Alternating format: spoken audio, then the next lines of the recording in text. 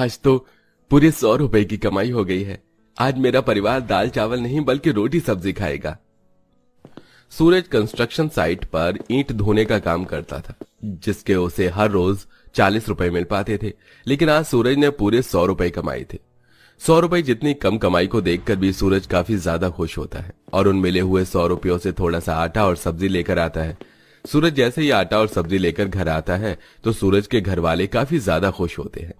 अरे वाह, आज पापा आटा और सब्जी लेकर आए हैं। इसका मतलब आज हमें दाल चावल नहीं खाने होंगे। माँ, जल्दी से हमारे लिए रोटी और सब्जी बनाओ ना। आज तो मैं पूरी 3 रोटी खाऊंगा। भगवान ने मेरी सुन ली। कितने दिनों से मैं प्रार्थना कर रही थी, लेकिन आज मेरी प्रार्थना भगवान ने स्वीकार कर ली। मैं बस जल्दी से आप सभी के लिए गर्मा गर्म रोटी और सब्जी बनाती हूँ।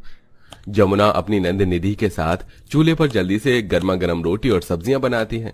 देखने में तो ये सिर्फ मामूली सी सब्जी और रोटी थी, लेकिन इस परिवार के लिए ये खाना किसी दावत के खाने से कम नहीं था। जैसे आज हमने ये सब्जी रोटी खाई है, कल भी हम इसी तरह सब्जी रोटी खाएंगे ना माँ?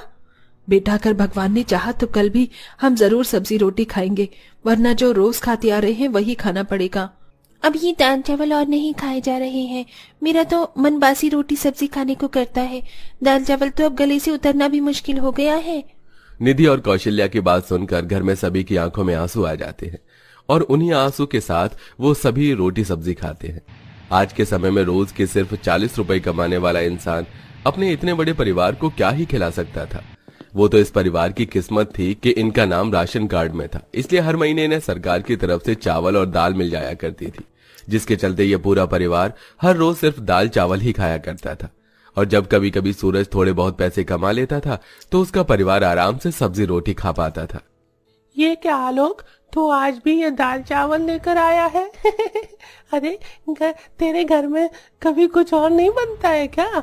हर रोज दाल चावल उठा कर ले आता है। हम तेरे घर के दाल चावल खाने पड़ते हैं और तू हमारे घर का अच्छा अच्छा खाना खा लेता है। आज के बाद तू हमारे साथ खाना नहीं खाएगा। आलोक की क्लास के सभी बच्चे हर रोज उसके दाल चावल लाने पर उसका काफी मजाक उड़ाते थे, लेकिन बेचारा आलोक भी अपने घर के हालातों से अच्छी तरह वाकिफ था, इसलिए वो किसी से कुछ नहीं कहता और चुपचाप से चावल खाने लगता है। ऐसे ही एक दिन, अरे मंजू दीदी, आप यहाँ, वो भी ऐसे अचानक? हाँ, यही पास से गुजर रही थी तो सोचा कि तुमसे मिलती चलूं।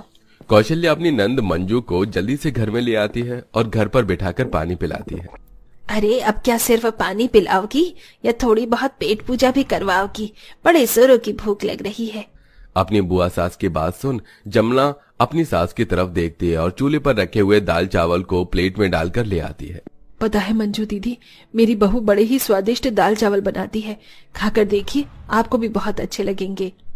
तुम लोगों की इस दाल चावल से ज्यादा खाने की कुछ हैसियत भी तो नहीं है।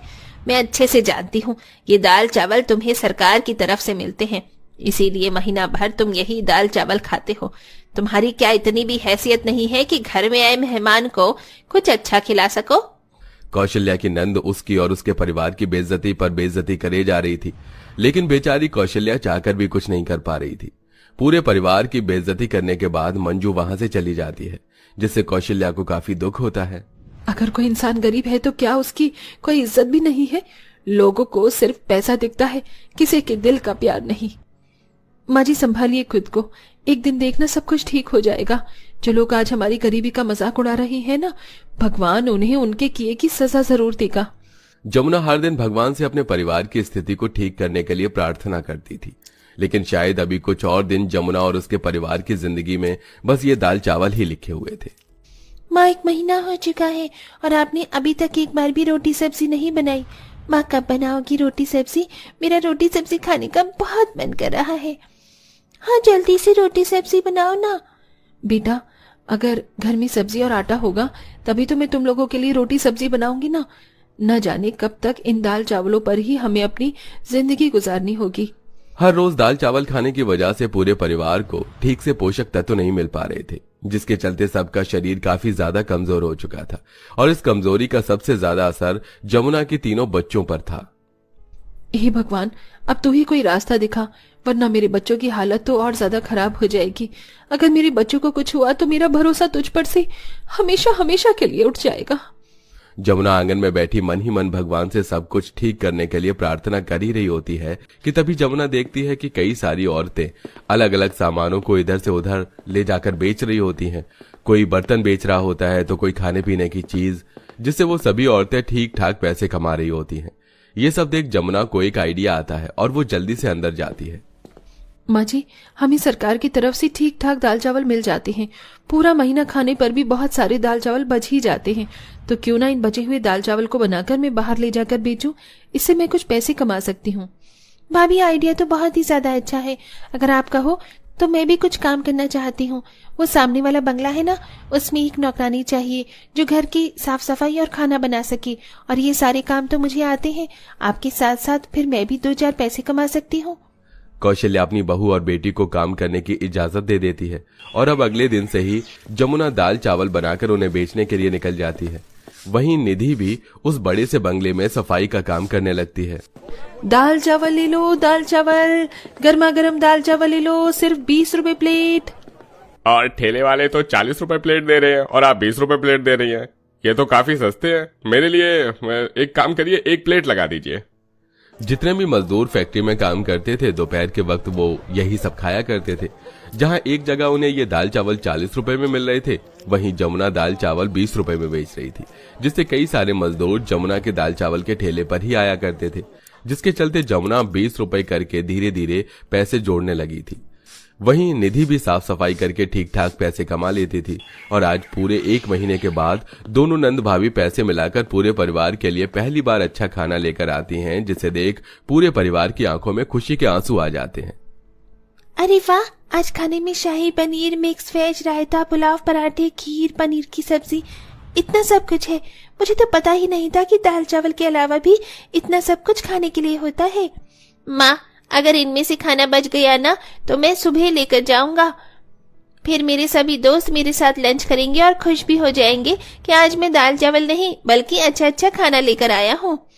हमारी हालत को देखते हुए मैंने कभी सोचा भी नहीं था कि मेरे मरने से पहले मुझे ये सब खाने को मिलेगा। जो इतनी मेहनत मजदूरी करने के बाद में नहीं कर पाया, वो तुम दोनों ने अपनी मेहनत से कर दिखाया। सारा परिवार अब बैठकर पहली बार इतना अच्छा खाना खा रहा था। उन्हें तो ये सब किसी सपने जैसा लगता है। अपने परिवार को पहली बार इतना खुश देख जमुना मन ही मन काफी खुश होती है और अब जमुना ठान लेती है कि वो अपने इसी काम को जारी रखेगी। दाल चावल बेच बेच कर जमुना काफी सारे पैसे जमा करके रख लेती है। निधि, अब तुम्हें उस बंगले में नौकरानी का काम करने की कोई जरूरत नहीं है। लेकिन क्यों भाभी? अगर हम दोनों में से किसी ने एक ने भी काम छोड़ दिया ना तो हमारी हालत फिर से पहले जैसी होने लगेगी। नहीं निधि, अब ऐसा नहीं होगा। मैंने दाल चावल बेचकर बहुत सारे पैसे इकट्ठा किए हैं। अब इन पैसों की मदद से हम दाल चावल के साथ साथ और भी कई तरह की चीज बनाकर बेच सकते हैं, वो भी सस्ते दामों पर।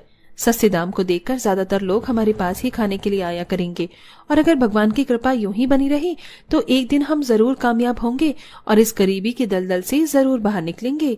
निधि को अपनी भाभी की बात काफी हद तक सही लगती है, इसलिए अब निधि जमुना के साथ मिलकर दाल चावल के साथ साथ और भी कई तरह के खाने पीने की चीज बनाकर उन्हें बेचती है और सिर्फ कुछ महीनों की मेहनत से अब उनकी माली हालत भी ठीक होने लगती है।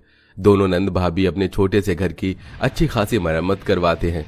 वहीं अब सूरज भी मजदूरी का काम छोड़कर अपनी बहन और पत्नी के साथ खाने के काम को संभालता है। धीरे धीरे इस परिवार की जिंदगी ट्रेन की तरह पटरी पर आने लगती है। बहू, तू तो हमारे लिए देवी है देवी। ये सब कुछ जो भी है ना, ये सब तेरी वजह से है। ये सब कुछ मैंने अकेले थोड़ी ना किया है, बल्कि निधि ने भी इसमें मेरा बराबर का साथ दिया है। माँ बिल्कुल ठीक कह रही है। भले ही मैंने मदद की है लेकिन इस मेहनत के पीछे आपका हाथ है। पूरा परिवार भगवान का शुक्रिया अदा करता है और इसी काम को जारी रखते हुए एक अच्छी खासी जिंदगी जीता है। और साथ ही जब भी उन्हें कोई भूखा प्यासा दिखता तो वो जरूर उसकी मदद करते, क्योंकि उस भूखे प्यासे इंसान में कहीं न कहीं आज भी उन्हें अपने बीते हुए कल की जिंदगी दिखती है। ये होती है एक गरीब की जिंदगी, जिसे हर एक छोटी छोटी चीज के लिए तरसना पड़ता है। लेकिन कहते हैं ना, मेहनत करने वालों की कभी हार नहीं होती। जैसा कि हमारी कहानी की इस गरीब नंद भाभी ने जी तोड़ मेहनत की और अपने दम पर एक अलग मुकाम हासिल किया। तो दोस्तों, कैसी लगी आपको हमारी ये कहानी? हमें कमेंट करके जरूर बताइएगा।